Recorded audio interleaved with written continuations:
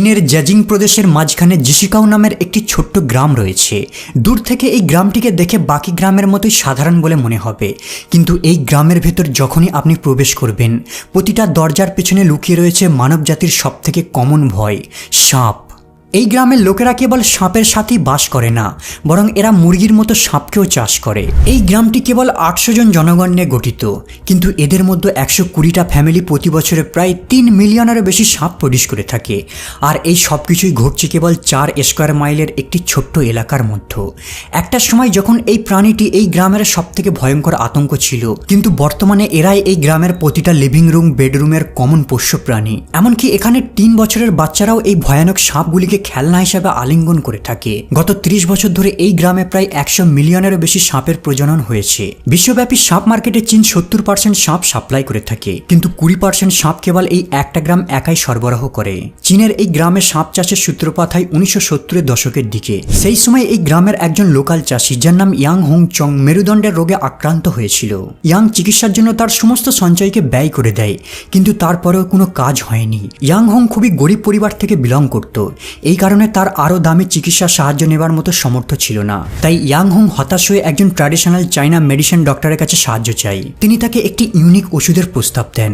বিষাক্ত সাপ ধরে তা দিয়ে মদ তৈরি করে খেতে বলেন। 1970-এর দিকে সাপের ঔষধ ছিল খুবই বিরল আর খুবই ব্যয়বহুল, যা ইয়াং এর সামর্থ্যের বাইরে। ইয়াং ঠিক করে সে নিজে সাপ ধরবে আর তা দিয়ে বাড়িতেই ওষুধ বানিয়ে খাবে, কারণ তার কাছে আর কোনো অপশন ছিল না।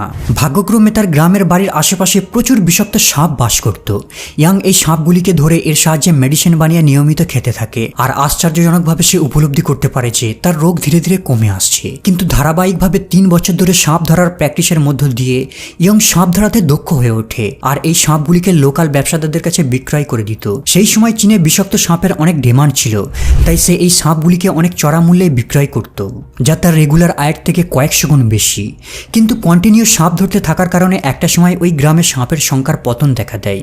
সাপ না খুঁজে পায়, ইয়াং খুব চিন্তিত হয়ে পড়ে। কিন্তু একদিন হঠাৎ তার মাথায় একটা দারুণ আইডিয়া আসে। সে ঠিক করে এদের প্রজনন ঘটিয়ে সাপের চাষ করবে।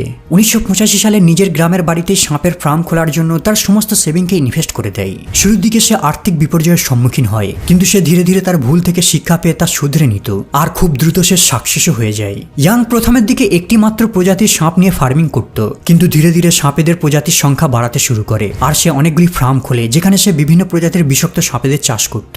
উষ্ণ আর্দ্র জলবায়ু আর প্রচুর বৃষ্টিপাতের কারণে এই জায়গাটি সাপেদের প্রজননের জন্য একটি পারফেক্ট এলাকা ছিল। ইয়াং এর লাভজনক ব্যবসা দেখা দেখি আশেপাশের গ্রামবাসীরাও এই সাপ চাষের ব্যবসায় নেমে পড়ে, আর এভাবে ধীরে ধীরে সাপ চাষের কম্পিটিশন বাড়তে থাকে। বর্তমানে চীনের এই জেজিং প্রদেশে অসংখ্য গ্রাম রয়েছে যারা সাপের চাষ করে। কিছু ফার্মার এখানে রেস্টুরেন্টের স্পেশাল ডিশের জন্য সাপ চাষ করে, অনেকে সাপের মদ তৈরি করার জন্য সাপের চাষ করে। আবার ইয়াং এর মতো অনেক ফার্মার রয়েছে যারা ট্র্যাডিশনাল ওষুধ শিল্পের জন্য সাপের চাষ করে থাকে। একটা সময় ছিল যখন এই গ্রামের লোকেরা সামান্য অর্থ উপার্জনের জন্য লড়াই করত, কিন্তু বর্তমানে ইয়াং এর এই বিজনেস মডেলের জন্য তারা প্রতি বছরে হাজার হাজার ডলার উপার্জন করে থাকে। তার এই ইউনিক আইডিয়াটির কারণেই এই গ্রামটি বর্তমানে চীনের শীর্ষ সাপের কেন্দ্রে পরিণত হয়।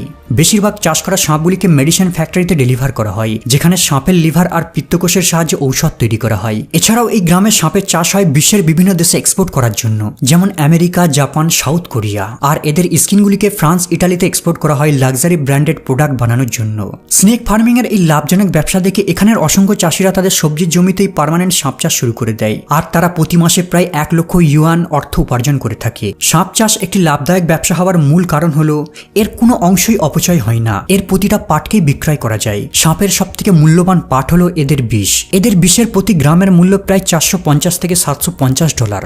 সবথেকে বেশি ডিমান্ডেড আর হাই প্রাইস সাপ হলো নবজাত রেড ব্র্যান্ডেড স্নেক। যখন এই সাপগুলোর বয়স 1 সপ্তাহ হয়, ফার্মাররা এগুলিকে ঔষধ কোম্পানিদের কাছে বিক্রয় করে দেয়, কারণ এই সময় সাপগুলির মেডিসিনাল ভ্যালু অনেক হাই হয়ে থাকে। অন্যান্য বিষাক্ত সাপ যেমন কালো ডোরাকাটা সাপ, বিশেষ করে ভাইপার, এদের বিষাক্ত বিষের কারণে এই সাপগুলোর রেট অনেক হাই হয়ে থাকে। চীনের নাগরিকরা সাপকে বিভিন্ন রোগের প্রতিকারের জন্য ট্র্যাডিশনাল মেডিসিন হিসাবে ব্যবহার করে থাকে। এদের মাংস, কাঁটা, বিষ, তেল, চামড়া, ব্লাড, পিত্তকোষ সবকিছুকেই তারা রোগের ঔষধ বলে মনে করে। সাপের তেলকে তারা ত্বকের সমস্যা আর পোড়ার জন্য ব্যবহার করে থাকে। সাপের ওয়াইনকে তারা মনে করে সেই সব রোগকে আরোগ্য করতে পারে, যা এমনকি মডার্ন মেডিসিনও পারে না। না। আমরা ইয়াং এর কেসে এটা দেখেছি, তার রোগের বিরুদ্ধে এটা কার্যকর প্রমাণিত হয়েছে, যা তাকে সাপ চাষ করতে মোটিভেট করেছিল।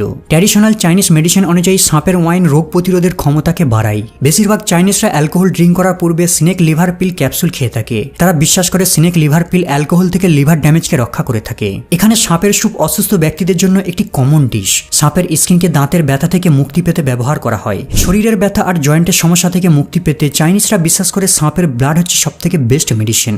সাপের হাড়কে যক্ষা রোগ আর দুর্বলতা সাহায্যকারী মেডিসিন হিসেবে ব্যবহার করা হয়।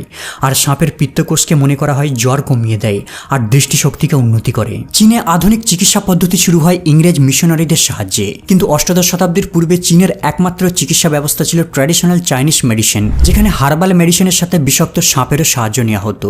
বর্তমানেও চীনে এই ট্র্যাডিশনাল চিকিৎসার পদ্ধতি খুবই জনপ্রিয়। এমনকি চীনের মূল ভূখণ্ড হংকংয়ে 65% বয়োজ্যেষ্ঠ ব্যক্তিরা রোগের প্রতিকার হিসেবে ট্র্যাডিশনাল চিকিৎসা পদ্ধতিতেই বিশ্বাস করে থাকে। শুধু তাই নয়, সমীক্ষায় দেখা গেছে জাপান, দক্ষিণ কোরিয়া, সিঙ্গাপুরেও প্রায় 50% মানুষ চীনের এই ট্র্যাডিশনাল চিকিৎসার সাহায্য নিয়ে থাকে। কিন্তু বন্ধুরা, সাপ চাষ যতটা লাভদায়ক ব্যবসা, তার থেকেও বেশি রয়েছে এই ব্যবসায় জীবনের ঝুঁকি। প্রতিটা মিনিট সাপের কামড়ের ভয় আর মানসিক যন্ত্রণা অপ্রতিরোধ্য।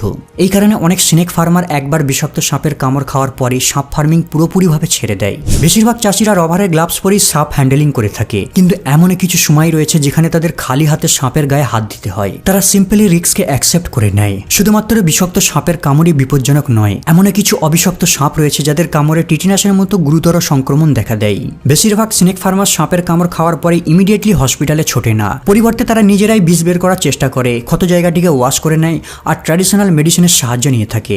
এর ফলে আরও গুরুতর জটিলতায় তারা জড়িয়ে পড়ে, কারণ হার্বাল ট্রিটমেন্ট মডার্ন মেডিসিন কেয়ারের মতো সবসময় কাজ করে না। ফলে অনেক সাপ চাষি মারা যায়। আর যারা হার্বাল ট্রিটমেন্টে বেঁচে যায়, তাদের অনাবরত মানসিক চাপ নিয়ে ফার্মিং এর কাজ করতে হয়। আর দীর্ঘমেয়াদী এই যন্ত্রণা স্বাস্থ্যের জন্য ক্ষতিকর, যা এমনকি কোনো ট্র্যাডিশনাল চাইনিজ মেডিসিনে ফিক্স করতে পারবে না। উদাহরণ হিসাবে এই স্নেক ফার্মারের ঘটনাটিকেই দেখুন।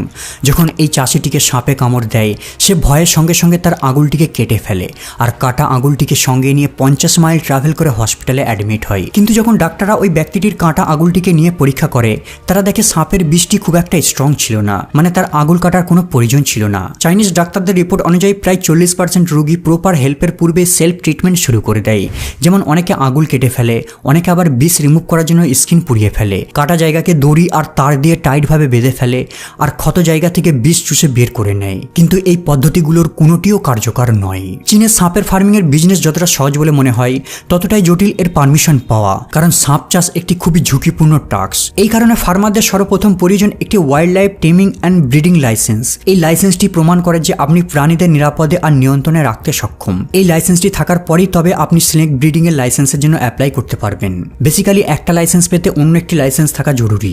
সরকার থেকে এত কঠোর আইন চালু করার পেছনে কারণ হলো, পূর্বে অনেকেই ওয়াইল্ড লাইফ টেমিং এর নলেজ না থাকায় অনেকেই কাঠ দিয়ে টেম্পোরারি খাঁচা বানিয়ে সাপের চাষ করা শুরু করে দিত। কিন্তু সাপ বড় হওয়ার সাথে সাথেই এই খাঁচাগুলি থেকে বেরিয়ে পালিয়ে যেত, আর এর ফলে আশেপাশের গ্রামে আতঙ্ক ছড়িয়ে পড়তো।